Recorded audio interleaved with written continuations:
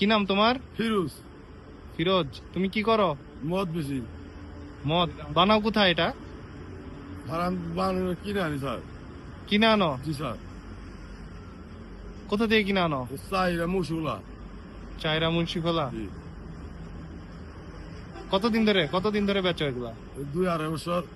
2-2.5 বছর। জি স্যার। তোমার ওই মুন্সিখোলা থেকে কে সাপ্লাই দেয়, নাম কি? মগা সবন। স্বপন। ওইখানে কি বানায় ওরা? জি।